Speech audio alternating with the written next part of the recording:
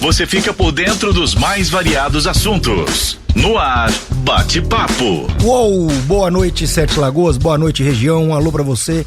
Muito especial que nos escuta em uma das quase 150 cidades do interior de Minas. Abraço para você que nos acompanha de Belo Horizonte, capital, e também pela internet. Está no ar o programa Bate-Papo, a sua revista semanal de boas notícias, de boas informações, de entretenimento e de muito conhecimento.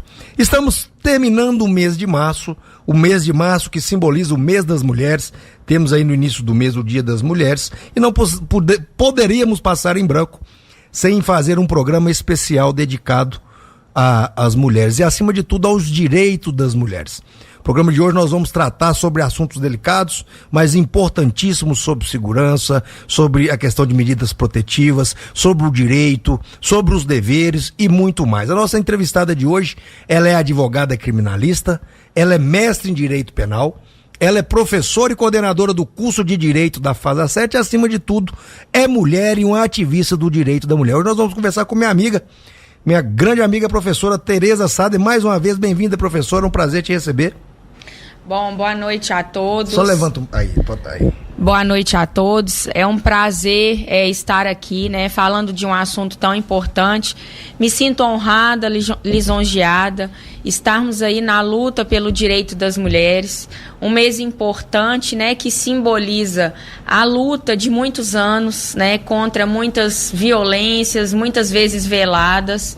E estamos aí para poder bater um papo sobre os direitos e deveres das mulheres, que temos muitos deveres também. Lembrando que você pode mandar sua pergunta ao vivo no 37739292 ou no WhatsApp aqui do Povão, direto no 99080921. Não tenha vergonha, manda sua pergunta, tira sua dúvida, afinal de contas você vai ter uma grande, não só mulheres, os homens também. É importante, principalmente, os homens saberem, porque eles são sujeitos ativos aí, principalmente do que acontece na Maria da Penha. É correto, doutora? Maria da Penha é só para mulheres, né? Exatamente. É uma legislação que prevê a proteção de violência contra o gênero mulher. Importante ressaltarmos que uma mulher que comete uma violência contra outra mulher também responderá pela Lei Maria da Penha. Então, a vítima é a mulher, né? Então, bem falado isso aí. A gente nunca parou para pensar um pouquinho sobre essa questão de uma mulher cometer uma agressão contra outra mulher. Agora eu te pergunto, qual é o grande impacto da Maria da Penha? O que ela tem diferente de tantas das outras legislações, já que sempre foi proibido bater em mulher? Pelo menos eu acho que sim. Mas por que a Maria da Penha ela é tão incisiva das demais leis já existentes? Olha, a Lei Maria da Penha, ela foi criada com o objetivo, de penalizar o Brasil por tantos anos de tantas violências cometidas contra mulheres. A gente sabe, que culturalmente, historicamente, a mulher não votava, não poderia exercer os seus direitos, era simplesmente dona de casa, e sofria muitas violências. E então, em virtude da história da Maria da Penha, que foi uma mulher que sofreu várias violências durante muitos anos, 4 tentativas de homicídio. Esse agressor continuou solto por muitos anos, ela lutou até que foi criada essa Lei Maria da Penha em 2006, que visa proteger a mulher, de uma forma mais concisa, mais concreta, dentro dos meios legais, com as medidas protetivas, as medidas de urgência, para coibir essa violência. Os resultados, os números depois da Maria da Penha foram consideráveis a favor da mulher? Olha, é um grande problema. Infelizmente, nós não podemos falar que com a criação da legislação ocorreu uma redução nos crimes de violência doméstica. Mas é um assunto uma pergunta muito relevante, porque nós precisamos entender que a criação de uma norma de forma isolada, sem isso que nós estamos fazendo aqui, tão importante na rádio, divulgar, esclarecer para a sociedade que tem uma legislação, que tem uma previsão de uma punição, que isso pode, isso não pode, não adianta uma lei criada. É muito bonito a criação de uma norma, mas se a gente não fizer isso que a gente vem fazendo aqui, essa conscientização da população não vai adiantar. Interessante você me dar essa resposta, eu esperava uma resposta diferente, mas nós temos que frisar que uma legislação, uma lei, ela tem dois caráteres, o preventivo e o repressivo. Imagino que pelo menos o repressivo tenha aumentado a punibilidade, apesar do preventivo, infelizmente você está me falando, né, que parece não ter tido o efeito almejado, mas a gente imagina também que muita gente que antes não tinha nenhuma consequência, pelo menos agora com essa Maria da Penha, tudo bem, não quer prevenir, mas o impacto, a punibilidade deve ter aumentado então, pelo menos. O que tem acontecido? Hoje, a lei, ela está cada vez mais latente, mais presente na sociedade. Então, está criando-se sim uma cultura de punição, de efetividade da Lei Maria da Penha. A gente tem visto, eu acompanho, né, alguns flagrantes em delegacias e, de fato, os homens estão sendo presos e com os flagrantes ratificados por violências contra a mulher. Então, isso está cada vez mais presente, essa consciência, essa efetividade na sociedade. Infelizmente, nós temos visto na imprensa reincidência de pessoas com medidas protetivas, desrespeitando medidas protetivas, algumas vezes até matando a vítima com a medida protetiva. O que resta fazer? O maior rigor no cumprimento dessas medidas, porque parece que é um enfrentamento cultural, né? Eu sou homem e essa medida não vai me afastar, e os caras vão e matam a pessoa. Juninho, tem um dado extremamente importante.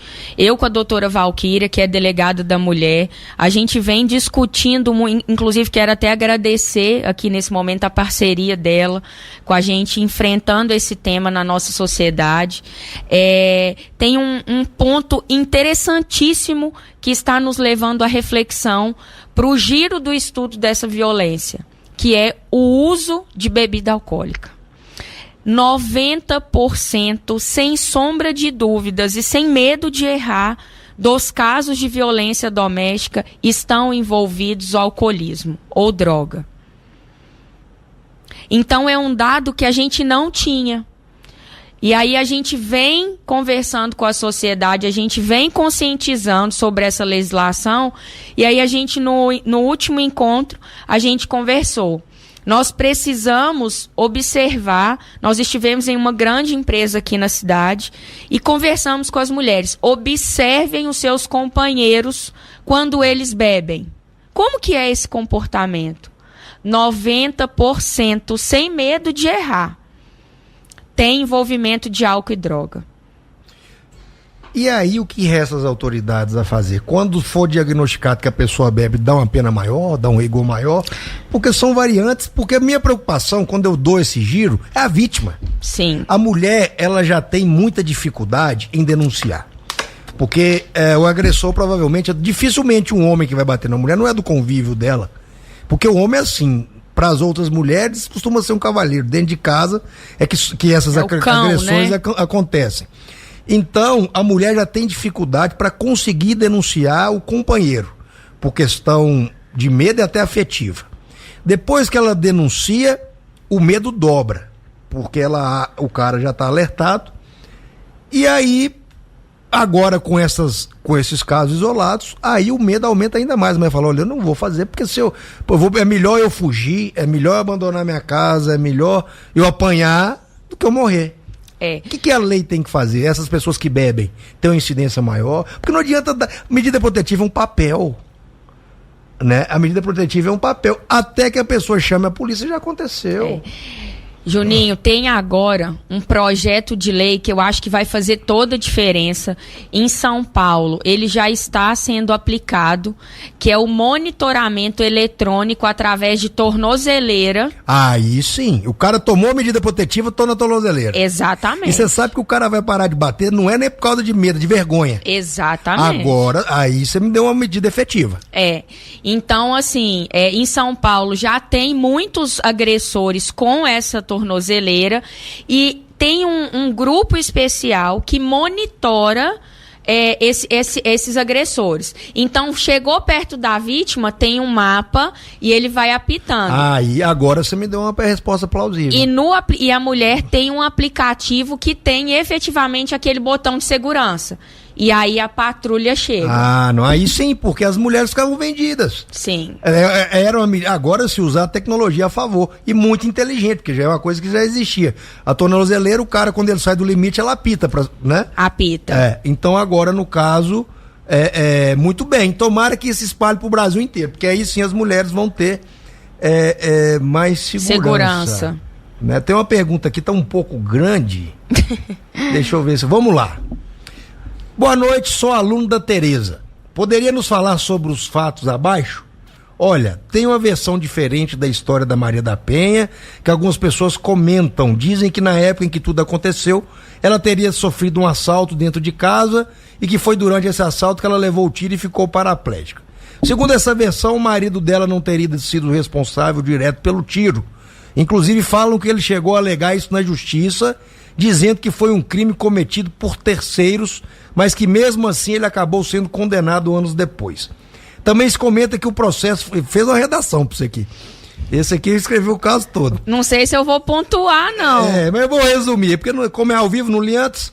Também se comenta que o processo foi cheio de contradições, que demorou tanto para ser resolvido, porque não havia uma prova clara e direta de que ele foi quem atirou nela. Mesmo assim, ele acabou sendo preso por quase 20 anos depois do ocorrido. Mas é importante lembrar, essa versão não é a que foi aceita oficialmente pela justiça, e nem é a mais conhecida. Ela circula mais entre pessoas que questionam algumas decisões ou acreditam que pode ter havido outra interpretação dos fatos. E não faz uma pergunta. Bom, eu não sei o que ele quer saber, né? Mas ele levanta uma questão aqui, que existe uma outra versão. Não sei se tem uma pergunta, eu vou te dar minha opinião, você dá a sua, mas independente dessa segunda versão, a lei, ela só leva o nome da Maria da Penha, porque ela não é uma lei feita para Maria da Penha, né? Não importa o fundo poético de que ela foi criada, a importância é que existem fatos concretos que se aplicam e se enquadram perfeitamente naquele caso da Maria da Penha. Agora, quanto o cara ter sido inocente ou não, aí é o devido processo penal, isso lá as autoridades vão resolver, né? Bom, aproveitando aqui, Juninho, eu queria mandar um beijo muito carinhoso para todos os meus alunos, dedicados, comprometidos, para os colaboradores também lá da Faculdade Santo Agostinho, os meus parceiros de trabalho, meus companheiros, sempre muito leais aí com o nosso trabalho lá na Fase 7. Então, eu falo muito para os meus alunos, nós não podemos mirabolar coisas. Eu não vi o processo, não analisei provas, perícia, e fato a lei é para todos aqueles que cometem agressões contra a mulher. Se é uma inverdade o que ele cometeu, ele não conseguiu provar. E o processo penal, ele se sustenta mediante o contexto probatório. Então, a gente precisa ter muito cuidado com a técnica do direito e a técnica processual. Nós não podemos nos levar pelo senso comum. O senso comum não vai nos fazer fundamentar algo dentro do direito. Então, eu alerto muitos meus alunos para esse fato. Veio uma questão aqui, vou pôr no ar. O programa está arrebentando de audiência, todo mundo quer saber. O programa é para as mulheres, mas eu falo que ele é mais para o homem que para as mulheres, porque é o homem que costuma agredir. Então, mas vem uma questão aqui que a gente sempre pergunta sobre o homem agredido. Mas deixa eu colocar o ouvinte aqui, porque o programa é participação, pessoal que manda. Vai mandando sua pergunta, professora Tereza Sader, inteligente, especialista em direito da mulher, criminalista. Vai mandando aí, vamos ouvir o ouvinte, vamos lá. Sinonu, polêmica esse negócio aí, legal, viu? Gilmar da Cidade de Deus aqui. Eu gosto do seu programa, viu, cara? Eu fico pensando assim, a polícia militar ela foi feita para nos servir e nos guardar. Eu tenho filhas, não vou dizer aonde, coisa e tal, mas eu cheguei lá para ver minha filha ou coisa parecida, ela me agrediu, me unhou todo, coisa e tal. Então existe a Maria da Penha para a mulher e para o homem, existe o quê? Porque então ele pode apanhar porque ela é mulher e existiu a lei para ela. Aí o que eu vou fazer da minha vida, senhor? Aí quando chama a polícia, os canas chegam e quer aceitar o que ela fez, que eu sou errado, sendo que foi ela que me agrediu. Pô, Então, o que pode acontecer nesse país se eles criaram uma lei da Maria da Penha para favorecer a mulher? Não, só porque existe o homem calmo também e existe a mulher agressiva. E aí? Aí o polícia militar vai chegar para acudir a mulher por causa da Maria da Penha. Só que foi eu que apanhei. Aí eu não aguento não, sua vez, meu pescoço engrossa. Que lei foi criada para criar para elas? Tudo bem, eu aceito. Amo mulheres demais. Mas e é isso? Se ela tá errada e eu que tô apanhando, como é que faz, Tinoro? Obrigado, boa noite, viu? Esse aí é o Gilmar. Obrigado, Gilmar, pela audiência. Um beijo aí para todo mundo da Cidade de Deus. Mas eu acho uma questão que geralmente o pessoal confronta, porque a lei é uma lei super protetiva. E quando é o caso do homem que apanha da mulher, o que ele pode fazer? O que ampara essa questão? Gilmar, muito obrigada pela pergunta, uma pergunta muito importante, né? O pessoal brinca, e o João da Penha, né? Tem a Maria da Penha e o João da Penha. O senhor não estará desprotegido. Nós temos o Código Penal e todas as demais legislações especiais específicas que o protege como todo e qualquer cidadão. Por exemplo, se a sua filha o agrediu, né, e não teve uma agressão anterior que justifique uma possível legítima defesa, o senhor pode acionar a polícia militar, pode procurar a polícia civil para fazer um exame, né, pericial também das agressões, e temos o artigo, por exemplo, 129 do Código Penal, que é o crime de lesão corporal, alguns crimes avançando um pouco mais, tentativa de homicídio, o próprio homicídio, lesão corporal grave. Então, o senhor também está protegido. Só não tem uma legislação específica para o gênero homens. E é muito importante, Gilmar, que o senhor leve até conhecimento da autoridade policial. Por quê? Aquela mulher, e é importante, viu, Juninho? Se a mulher mentir, simular uma agressão, ela também responderá por um crime, que é o de denunciação caluniosa. Isso é muito importante. A mulher não pode falsear uma agressão. Ela responde também por isso. É uma questão que eu também levando. Essa lei Maria da Penha é extremamente protetiva e tendo um indício, eu já imagino que a autoridade policial já vai atuar. Ela não pode ser e não é distorcida, porque nós temos mulheres também de mau caráter. Sim. Usar ali, já sabe, já tá tarimbada, já conhece a legislação para prejudicar uma pessoa, forjar aí uma agressão. Isso não pode acontecer, não acontece. Como que a pessoa vai sair disso? Acontece, tá? Acontece, já participei de muitos flagrantes, muitas ações nesse sentido, e no momento do flagrante é possível o delegado verificar pelo menos um indício de falso. E aí ele não vai determinar a prisão ele não vai ratificar o flagrante, ele não vai, ele pode conceder uma medida protetiva até entender, até uma investigação mais segura. Mas no momento que é uma agressão falsa, o homem provavelmente ele vai conseguir provar de alguma maneira instantânea ali que aquela agressão não foi certa. Mas aí cabe então um preparo das autoridades policiais. Sim. Porque quando chega no calor da situação, a mulher chega lá e existe isso. Existe. Mulher que se autoflagela, até por questão de bebida, questão psicológica, chega lá, tô morrendo, o cara naquele choque. Então, se o policial não tiver muito bem preparado, ele pode ser vítima aí de uma circunstância que não existe. Juninho, pode mesmo. Por quê? Nos finais de semana, e é uma questão do sistema, a gente tem o flagrante eletrônico.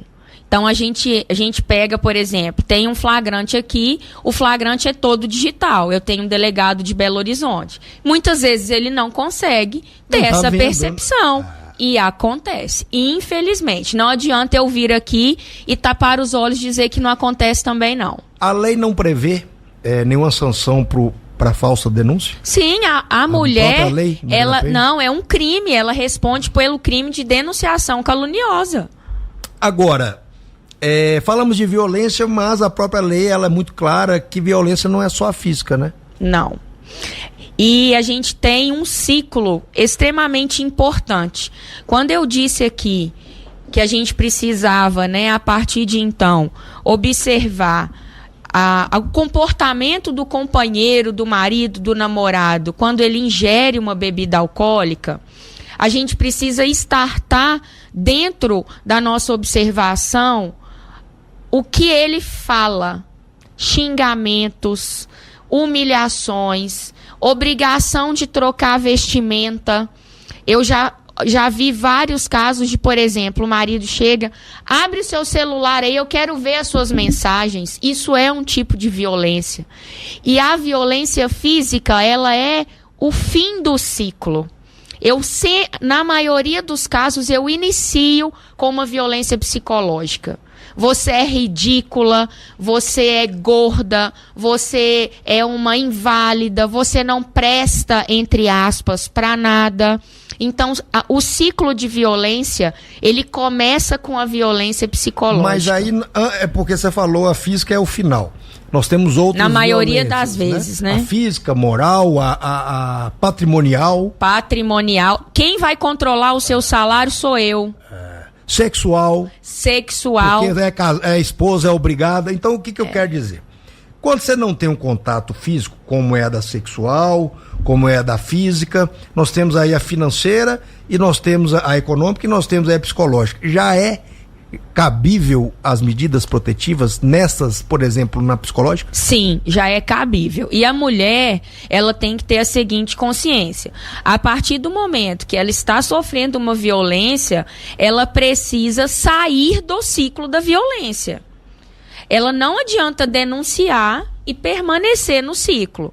Sabemos que temos dependências econômicas, emocionais, mas ela precisa buscar redes de apoio para sair desse ciclo e não chegar naquele nível de uma violência física grave ou até da morte. Moral é quando o agressor ofende a moral da pessoa? Ofende a moral. Calúnia, difamação? Exatamente. Ele profere xingamentos, humilhações, diminui a mulher publicamente em festas de família, isso é muito comum. Constrangimento, né? Constrangimento na frente dos filhos. Piadinha sem graça. Exatamente. Sexual, não é porque é marido, não é porque é namorado que a esposa tem a obrigação de ter relação sexual. Não então é. Existe a violência sexual dentro do casamento. Dentro do casamento. Inclusive, existe algumas questões religiosas em que o marido afirma: você é obrigada, sim, a manter relação sexual comigo. E não é. A vontade é da mulher. Se ela não quiser e ele a obrigar, torna-se sim uma violência sexual. Se ele quiser, ele vai pro divórcio. O caminho dele é a extinção do casamento. Ele não pode obrigar a... Não é porque é casado que a pessoa... Ela tem o dever. O dever moral, sim, o dever matrimonial. Isso. Mas se ela não cumpre o dever, ela não pode ser coagida a fazer. Então o cara que entra com o divórcio. Exatamente. Correto? É o meio legal. Eu tô falando uma por uma porque às vezes as mulheres não sabem. Quando se fala em violência, ela só vê agressão física. Então, outra violência patrimonial, o cara que segura o dinheiro, faz chantagem, também é uma forma de violência. Sim, e outro exemplo muito comum, ele chega em casa, ele é contrariado, ele quebra o computador dela de trabalho, ele quebra o telefone dela de trabalho, ele quebra os objetos dela. Isso são patrimônios dela que ela precisa muitas vezes para trabalhar. Toma o carro, arranha. Isso é um tipo de violência patrimonial também. E aí, se a gente for ligar, foi aquilo que você falou, depois disso aí, se a mulher não é atingida, às vezes só resta a física, né? Exatamente. E tem o ciclo do amor, né? Me perdoa, eu estava nervoso, eu não vou fazer isso mais, a lua de mel, e depois começa novamente. Eu já vi isso, o cara apronta, aí vai e faz uma festa, leva pra viajar. Buquê de flor. Aí depois apronta de novo. Exatamente, é o ciclo da violência. Mas e aí? Diagnosticou, a mulher se sentiu violentada, como que ela faz para procurar ajuda? Aonde ela vai, quem ela procura? Olha, hoje nós temos a Delegacia Especializada da Mulher. A doutora Valquíria é a delegada titular da delegacia. É uma delegada completamente atuante nisso. Que entende perfeitamente a situação, né? A situação atual dos crimes de violência doméstica. Então é preciso procurar a delegacia, né? Não consigo, eu estou em casa, ele me trancou, eu não posso, ele está me monitorando. Liga para o 180, 190, nós temos a patrulha PPVD também, que é a patrulha específica de proteção de violência contra a mulher, que sempre também muito atuante. Então, alguma forma de procurar para registrar a ocorrência inicial, a mulher tem que fazer. Pedir a alguém, olha, eu tô sofrendo, vai até a delegacia, comunique a doutora Valquíria e procurar a rede de apoio. Se ela não consegue ir, o primeiro caminho é família, igreja, trabalho, amigos, uma rede de apoio faz toda a diferença nesses casos. A mulher precisa morar com o agressor para que se aplique a Maria da Penha? Precisa ter uma relação de coabitação. É necessário que tenha essa relação. Para se aplicar a Maria. Então uma pessoa estranha, então não pode ser acusada de Maria da Penha? Não. É a violência no âmbito familiar. Se, por exemplo, você me agride aqui, não é violência contra a mulher. É lesão corporal, vias de fato. Não cai na Maria da Penha? Não. Eu não sabia. Não. Então somente quando há o vínculo. Exatamente. É porque às vezes não mora junto, mas hoje nós temos relações. Por exemplo, casal de namorado, às vezes não mora junto, mas cabe a Maria da Penha. Cabe a Maria da Penha. Eu tenho essa relação. Tenho essa vínculo afetivo de confiança. Exatamente. Não sabia. Não, mas então quer dizer, não precisa morar, mas tem que ter o vínculo. Tem que ter o vínculo. Casal de namorado, casais que moram em casas separadas. E outra coisa, muito importante. A relação de coabitação, eu também estou dentro da Lei Maria da Penha se eu agredir a minha mãe, a minha irmã. É o vínculo. É o vínculo, não é só companheiro, marido, namorado. Não. Qualquer vínculo que você tem, então, biológico ou afetivo. Familiar, exatamente. Muito bem. E a mulher que quer separar? Eu tô até insistindo nisso, porque a gente quer ajudar as pessoas em casa. Quando a mulher quer separar e o marido não quer, o que ela deve fazer? Isso é uma situação normal. Questão da retaliação. Não separo, não dou o divórcio. Se você quiser, você sai de casa. É comum acontecer. Muito comum. E o que ela pode fazer? Olha, nós temos lá na Faculdade Santo Agostinho, aproveitando aqui, o projeto Por Elas, né? A gente tem esse projeto há quase 2 anos e a gente presta assistência. Uma das ações desse projeto da Faculdade Santo Agostinho é prestar assistência jurídica gratuita para essas mulheres, através do nosso núcleo de prática jurídica. O homem não tem que dar o divórcio para a mulher. O divórcio é um direito da pessoa. Ele é subjetivo. Se eu quero divorciar, não depende dele querer assinar, porque tem essa cultura. Não assino. Ela pode pleitear o divórcio, o juiz vai ter audiência de conciliação, mesmo se ele não quiser, o juiz vai decretar o divórcio. É um direito da pessoa. Então isso daí é senso comum. E é importante que as mulheres principalmente saibam que hoje não precisa ter motivo para divorciar. Eu quero, pronto.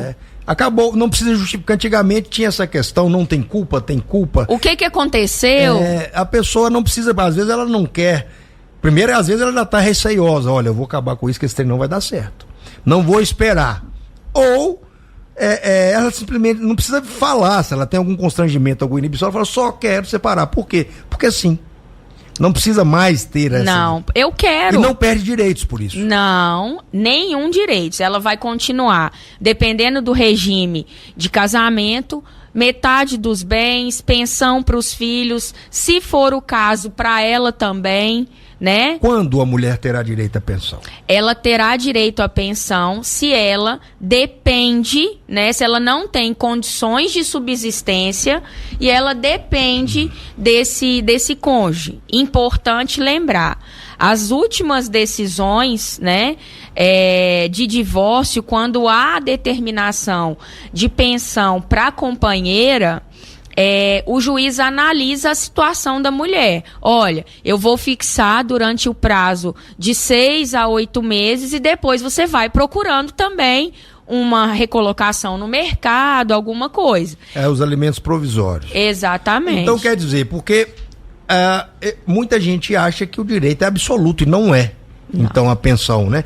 É para os filhos até a maioridade. Exatamente. Mas com relação à mulher, então só será pago a pensão se ela não trabalhar ou não tiver outra fonte de renda. Exatamente. E se o juiz entender, se o magistrado do caso entender que ela tem condição de procurar, de se recolocar, ele vai dar um tempo para ela dessa pensão, desses alimentos, e depois ela vai caminhar com as suas próprias... Isso se aplica aí, mas também aquelas pessoas, isso que os maridos aí, acho que hoje nem tanto, não sei, você vai me falar melhor, mas antigamente tinha aquela, não, mulher minha não trabalha, aí tirava a mulher do mercado de trabalho, ficava dependendo, depois terminava, e a mulher estava completamente desamparada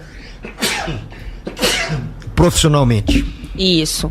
Então, assim, se ele verificar, por exemplo, tem uma agressão, uma idosa que não tem condição, não recolheu o INSS, não é segurado, ele pode fixar os alimentos definitivamente. Aí vai depender da idade da pessoa, da condição, da vida útil de exatamente. Trabalho. E medidas protetivas? A gente fala muito, mas quais são as medidas protetivas? Tem um rol de medidas? Temos um rol de medidas. As mais comuns são distanciamento da vítima e seus familiares. Existem alguns casos em que, inclusive, os filhos são incluídos na medida protetiva. De não poder ver os filhos? Sim. Dependendo do formato, né, de como a agressão se deu. Afastamento do lar também, né? O agressor sai do lar. Participação em cursos na CEAPA, né? De conscientização, de conhecimento da lei. Assinatura de livros. Então, depende muito... Pode ser cumulativas? Podem ser cumulativas. Por exemplo, funcionários policiais, penais, militares, civis, que cometem violência, tem a suspensão da utilização da arma de fogo. Então, tem o recolhimento da arma de fogo também. Depende do caso concreto, né? Em relação às medidas que podem ser aplicadas. Uma pergunta que eu recebo constantemente, vou repassar para você, é a mulher que sai de casa, né? Principalmente se ela for vítima, para que ela vai ficar lá apanhando, às vezes ela tem que sair, mas ela se pergunta muito sobre a questão dos direitos. Eu saí de casa, eu pego direito de guarda de filho, de pensão, divisão de patrimônio, de voltar para casa. A mulher que sai, ela tem algum problema no que diz respeito aos demais direitos? Não, porque ela tá resguardando o direito à vida. Então, não há essa ideia de perder os direitos, guarda de filhos, direitos da casa, dos bens, não existe isso. Ela precisa resguardar a vida dela. Então, E a mulher que estiver em perigo iminente, ela pode sair de casa e requerer a medida protetiva para tirar o cara de casa e depois ela voltar? Pode, deve. E isso acontece. Aconteceu com um cliente no final de semana passado. Sai, procura ajuda. Fica na casa de alguém, o agressor sai de casa e ela volta. E ela retorna. Ela não tem para onde ir, ela é hipossuficiente naquela situação. Agora, é importante a gente orientar as mulheres da produção de provas, né? Exatamente. Porque quando chega, também é muito difícil para um juiz, ele me bate, aí não tem um arranhão, não tem nada. Quais são as provas cabíveis? Gravação, vídeo, celular, o que pode ser produzido para comprovar essa liminar? Gravação, vídeo, áudio de telefone, testemunha. Ele não vai agredi-la só. Em algum momento o vizinho vai escutar, um parente, uma amiga vai saber, porque, por exemplo, Se eu sou agredida, eu vou comentar com uma amiga. Essa amiga sabe. Isso é muito comum. Entende? Mas aí a pessoa tem... Porque entra no cotidiano e ela não se cuida. Tem que produzir as provas. Tem que produzir as provas. A gente fala aqui, mas não vai chegar pro juiz e falar... Tem indício, tem que ter... Então, gravação, celular, WhatsApp, testemunha... E procurar o médico quando tem hematoma, fazer o exame de corpo de delito, foto, isso tudo é importante. Vai montando sua pastinha aí, porque isso tudo agiliza na concessão da medida protetiva. Juninho, só uma coisa, quando a gente fala em medida protetiva de afastamento, o agressor também não pode se comunicar com a mulher via WhatsApp e telefone. Mandar flor... Não. Eu vi isso outro dia, o cara mandou flor, pode? Não pode, ele tem que se afastar. Às vezes ele se afasta fisicamente, mas tá mandando WhatsApp. Isso também é quebra de medida. Então é isolamento total. Total. Vamos lá, hoje com a doutora Tereza Sader falando sobre os direitos das mulheres, mais participação. Vamos ouvir o pessoal de casa o que quer saber. Vamos lá, vai mandando aí sua pergunta no WhatsApp 99080921. Boa noite, doutor Juninho. Boa noite para a doutora aí, meu nome é Maria. Nela falar sobre irmã em agredir, meu caso, que eu tenho uma irmã que ela me agride com conversa, com calúnia, inventando coisas graves, coisa que não existe, e me defamando, todas as coisas que não existe, ela fala, inventando conversa contra mim, contra filho meu, essa irmã minha. Eu quero saber como que eu devo fazer, pois as acusações são muito graves que ela faz contra mim, com palavras terríveis. Queria saber onde que eu procuro para mim estar tentando resolver isso. E quais são os meus direitos, que eu estou saindo prejudicada, inclusive adoecendo. Doutora Tereza, aí nós voltamos ao caso da familiaridade. Não sei, não falou se mora junto ou não, mas problemas aí com a irmã, ela é mulher, né? Calúnia, difamação, tá sofrendo problemas físicos, emocionais, e aí? O primeiro passo é ela procurar a delegacia das mulheres, registrar a ocorrência, e lá vai ser averiguada essa questão das calúnias, difamações. E vai chamar a irmã lá, né? Vai chamar a irmã lá, para verificar se cabe dentro da violência doméstica.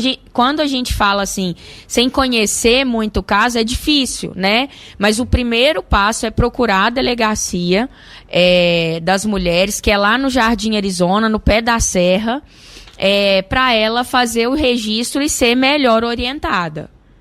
Na delegacia das mulheres, então, pode ter, inclusive, denúncia contra outras mulheres. Pode ter denúncia contra outras mulheres. E as mulheres que não sabiam, basta ser mulher. Inclusive, nós temos decisões atuais em que nas relações homoafetivas aplica-se também a Maria da Penha. A Maria da Penha. É verdade, nas relações homoafetivas, mulher com mulher, apanhou uma ou foi vítima de outra violência, então uma mulher pode ser, inclusive, ter seus direitos cerceados pela Maria da Penha. Sim, pode vir. Medida protetiva contra a mulher. Medida protetiva. Vamos lá, mais perguntas aí para a doutora Tereza.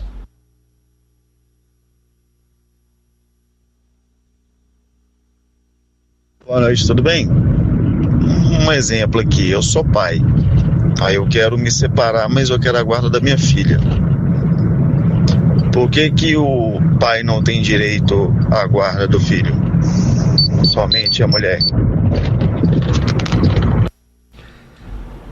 Verdade, mito, lenda, o pai não tem direito à guarda nunca do filho, é sempre a mulher?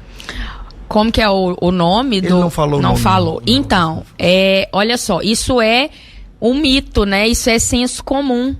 Tanto a mãe quanto o pai têm plenos direitos do exercício da guarda. O que acontece normalmente é a mãe requerer a guarda e ser concedida por questões de condição naquele caso concreto. Mas não impede do pai comprovar, né, que ele, naquele momento, ele tem condições de melhor exercer a guarda unilateral da filha. Dependendo da idade da filha, ela pode ser ouvida e a opinião dela vai ser considerada pelo juiz, e aí a guarda pode sim ficar com o pai. Então, como é o procedimento? Porque geralmente fica com a mãe, porque a criança geralmente tem esse vínculo mais próximo materno. E dependendo da idade, é até difícil entregar para o pai. Menino de 1 ano, 2 anos, não sei. Agora, o que pesa para uma guarda, eu imagino, seja o bem-estar do menor, né? Sempre. Então, cabe ao pai provar o porquê. Porque eu imagino, num caso de empate, a lógica seja a mãe. Empate, dependendo da idade, né? Por questão até física, de trato, né? Trato. Agora, se existem circunstâncias que falam, a mãe tem problema mental, a mãe tem problema com drogas, a mãe tem problema com o que quer que seja, a mãe não tem responsabilidade, se ele provar, né? Mas tem que provar. Tem que provar. O Estatuto da Criança e do Adolescente, ele é claro nisso. O princípio da proteção integral do menor. Sempre vai ser analisado o que é melhor, o que for melhor para a criança e para o adolescente. Então, se for melhor ficar com o pai, ficará com o pai. Só que tudo dentro de um processo, qualquer que seja, ele precisa ser comprovado. Então o pai tem que provar que a mãe trabalha o dia inteiro e a filha fica sozinha, e ele tem essa condição. Então ele precisa demonstrar para o juízo que ele tem melhor condição e que essa condição é melhor para o menor.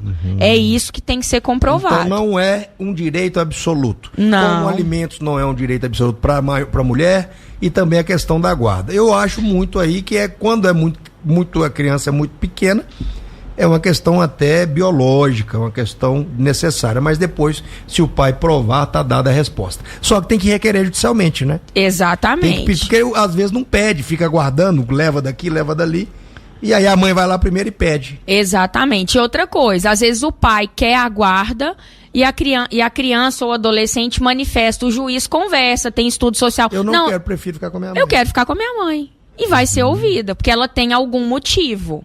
Entendido. Vamos lá, mais uma participação. O Adão, lá de Fortuna de Minas.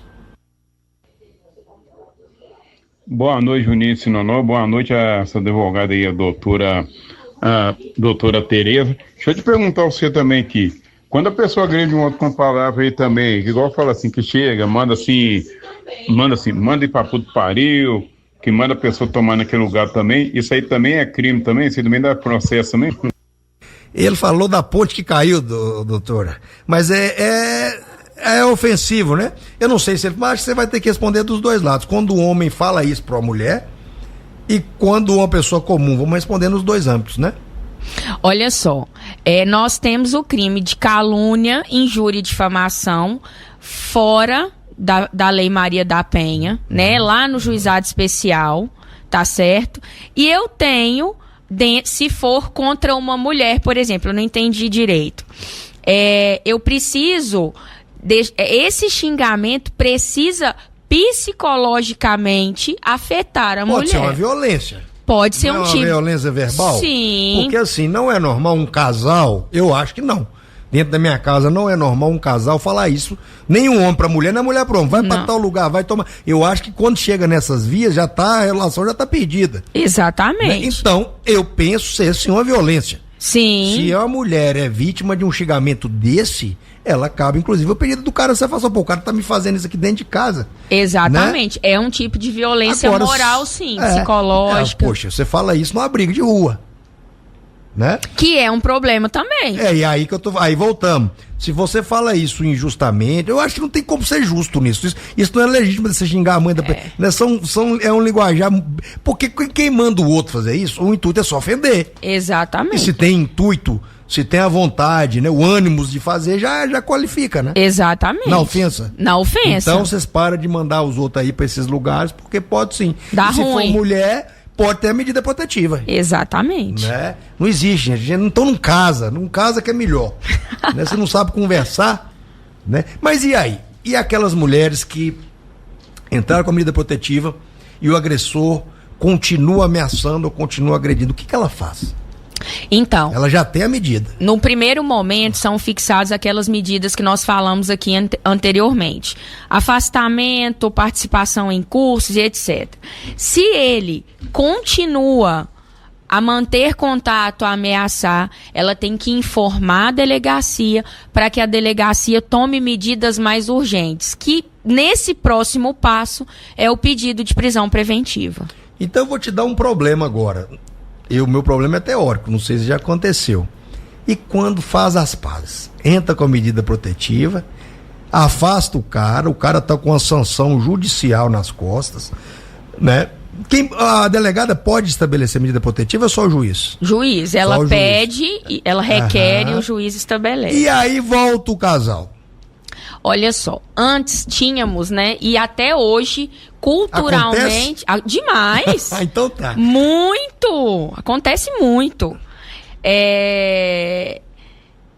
Tô lembrando de 1 milhão de casos aqui, né? Eu achei que era só um desvaneio meu, mas não é não, né? Não. E aí, antes tinha-se, né, um fato de...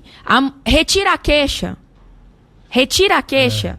Não existe isso mais. Pois é, por isso que foi dada uma decisão judicial. A partir do momento que teve a comunicação do crime, ele vai ser investigado, processado e julgado. Então é uma ação aí de autonomia pública. Sim, é uma ação penal incondicionada. O que isso quer dizer, pessoal? A mulher denunciou, ela não pode arrepender. Mesmo que ela arrependa, o Ministério Público vai conduzir e se for comprovado que ele cometeu, ele vai ser condenado. Condenado. Ela pode continuar vivendo com ele, pode ter perdoado, mas o crime aconteceu e ele vai responder penalmente por isso. Olha só, o que ela quer dizer em linhas gerais é, mulheres, não adianta arrepender que não tem como voltar atrás depois que foi dada a denúncia, é isso? Exatamente, porque as mulheres eram coagidas para retirar, entre aspas, a queixa, e o cara continuava fazendo e muitas vezes ia lá e cometia o homicídio contra a mulher. Então ela tem que pensar muito, não estamos te desanimando, né? Mas esses casos de instabilidade emocional, cuidado, porque vocês podem voltar e você vai ter que fazer visita íntima lá se o cara for preso, né? Exatamente. Vamos lá, mais participação, o pessoal tá querendo saber. Você reparou que a maioria das perguntas são de homens? Sim, tô reparando aqui. Maioria, mais um. Fala, Juninho, boa tarde, aqui é o Lucas Barros. Primeiramente te agradecer, Juninho, pela promoção do IPVA, eu fui um dos ganhadores, né, eu não cheguei a mandar mensagem aí ainda. Agradecer também a Rádio Muzirama, a Cooper Líder, né, que participou da promoção, que Deus abençoe muito vocês. Fiquei muito feliz aqui, Juninho, quando eu vi que era a Tereza que estava aí, a doutora Tereza, né? Conheço a Tereza há muitos anos, meu nome é Lucas, né? Vai conhecer eu como Lucas da Farmácia. Então, que Deus abençoe ela aí também, a família dela, conhecer ela, o pai dela, o Cleicinho, marido, né? A mãe dela, são pessoas de primeira qualidade. Deus abençoe muito vocês aí. Doutora Tereza, esse é o Lucas Barros, que é o Lucas da Farmácia, você conhece ele? Nossa, o Lucas é um grande parceiro, amigo lá, socorre minha mãe, gente meu boa, pai, ele demais. Ganhou uma promoção nossa aqui. Merecido. Então tá em boas mãos. Obrigada, Lucas, pelo carinho aí de sempre com a minha família. Atleticano meio chato, mas tá tudo certo. Então só tem virtude. Inclusive, vou aproveitar a oportunidade, porque todo mês a gente tem promoção, e promoção esse mês das mulheres. Então você, mulher que não tá participando ainda, é só até sábado. Sábado nós vamos sortear aí uma mulher. Só pode mulher, nós vamos dar ela um dia de princesa. Ela vai lá no Instituto Única, aquele bonitão da Lagoa lá, vai fazer cabelo, vai fazer mão, pé, massagem, sai de lá, vai pra loja de roupa lá da Camila Modas lá, vai ter um vale de R$500 e depois vai jantar lá na Pão de Flor, vai comer uma pizza na Pão de Flor. Então, até sábado, tem que fazer o filme lá no Instagram, marcar a gente, sábado a gente vai fazer o sorteio. Vamos lá. Vamos lá, seguindo. E aquela mulher que sai às pressas e ficou tudo dentro de casa, também é comum? É comum, pelo desespero, né? Medo da violência, medo de ser morta. O que acontece? Ela procura a delegacia e dentro da legislação existe uma previsão de que a polícia pode acompanhar a mulher na casa para buscar os pertences pessoais e de necessidade. Por exemplo, ela deixou o computador de trabalho, remédio, roupa, o que ela vai precisar de urgência até ela resolver de fato a situação. Então, ela tem o acompanhamento da Polícia Militar e Civil. E para quem não tem para onde ir? A mulher precisa sair de casa, não tem para onde ir, não tem parente. E aí, tem algum lugar de acolhimento para essas mulheres? Tem. Aqui em Sete Lagoas, agora, há pouco tempo, tem uma casa de acolhimento. Olha só. É sigiloso, né, em virtude da proteção. Então, o caminho é procurar a delegacia, que a delegacia vai... Não, importantíssimo isso. Então, a mulher, às vezes, pessoas humildes, pessoas que não têm parentes. Então, eu realmente era uma dúvida. Existe um lugar, então, para você, né, que... Pelo menos a princípio, até que se tenha uma medida para a pessoa sair da casa. Para onde é que ela vai? Não tem dinheiro. Largou tudo lá. Sim, tem, né? Sim. Então tem existe esse âmbito aí. Bom saber. Agora, então, já que a gente entrou nesse assunto, a mulher hipossuficiente, existe quais são os serviços, os programas públicos que podem auxiliar essa mulher vítima de violência? É instrução, é reciclagem, assistência? O que ela tem de direito? Olha só, a gente tem a questão da pensão, né, alimentícia, do agressor imediatamente, pode ser fixado, né? Em alguns casos aí, a questão de benefício, precisa analisar a questão de INSS, né, de segurado ou não segurado. Então, tem que analisar cada caso concreto. A mulher pode procurar o CRAS, o CREAS, para ver o que pode ser feito. E depende muito da situação da mulher, né? Qual que é em qual política que ela vai se enquadrar. Agora, acho que isso é a última pergunta, uma das mais importantes. Como obter a medida protetiva, né? Como a mulher deve proceder? Quanto tempo isso leva? E quais são suas orientações para essa mulher que está em casa agora e quer tomar uma providência e precisa do amparo legal? Olha só, Juninho, eu queria finalizar aqui esse momento, né, que nós estamos tendo, com uma palavra de coragem e resiliência. A gente sabe que é muito difícil uma mulher tomar dessa decisão, envolve muitas questões, filhos, bens, direitos, sentimentos, mas esse primeiro passo ela precisa tomar. Ela precisa buscar uma rede de apoio, se for o caso. E o primeiro passo é comparecer na delegacia e fazer o registro de ocorrência. Com isso, a delegada vai providenciar as medidas protetivas e é muito rápido. É no máximo 48 horas. É a previsão legal. Então, o juiz concede as medidas protetivas. Ela precisa de um advogado para isso? Não, ela não precisa de um advogado para isso. Ela pode ir requerer e ela não precisa obrigatoriamente de advogado para acompanhar, não. Você quer falar endereço da Delegacia de Mulher hoje aqui em Sete Lagoas, telefone? Eu sei que é na Juvelino Lanza, subindo ali no Jardim Arizona, né? Peraí, deixa eu só... 190 também é amparo, 180... Sim. Ligar no... Rua Jovelino Lanza, 1316, Jardim Arizona. O telefone é 3773-9305. Pode ser feito também pelo Disque Denúncia, que é o 180, e o 190 também, que nos casos de emergência, nos casos, no momento da agressão, a mulher pode procurar, que é o flagrante. Bom, queria te agradecer, professor, muito obrigado. Foi um programa de muita abrangência, a gente cercou praticamente quase tudo. Sim. Né? Queria que você falasse lá da coordenação da Santo Agostinho, tá de curso novo, deixa aí seus abraços e aí o microfone tá por sua conta. Bom, mais uma vez, Juninho, obrigada, né? Fico muito feliz em poder falar de um assunto tão importante, tão espinhoso aqui para a comunidade, para a sociedade de Sete Lagoas e região. Queria dizer para as mulheres que somos fortes, resilientes e que estamos umas pelas outras, né? Não poderia também deixar de mandar um beijo pro meu filhote de 8 anos que sabe o que é violência, sabe o que não pode, ajuda a divulgar e sempre apoia os meus projetos, meu marido também, que é um parceiro. E a equipe da Santo Agostinho, um abraço para toda a equipe da Fasa 7. Nós temos hoje o curso de Direito e para o segundo semestre, que é uma novidade, nós teremos o curso de Psicologia e Enfermagem. Então, convido a todos a fazerem contato conosco lá na faculdade. Nossa faculdade tem os melhores índices de aprovação na OAB, ENAD, o índice de empregabilidade dos nossos alunos, estágio, nos órgãos públicos e privados são enormes também. Então eu convido a todos para conhecer a Fasa 7. Estamos aí de portas abertas para todos vocês. Chegamos ao final de mais um bate-papo. Obrigado a você que nos acompanhou até agora. Encontro você no sábado a partir de 12h no Momento Jurídico. Lembrando que sábado é a nossa promoção. Encerra aí o mês das mulheres. Você que não participou, já faça seu vídeo, marca lá no Instagram. E semana que vem, na quinta-feira, voltamos com a nova entrevista, o novo entrevistado, a nova entrevistada, trazendo muita boa informação para você. Um excelente resto de quinta-feira. Fique com Deus e até a próxima. Tchau. Você ouviu Bate-Papo.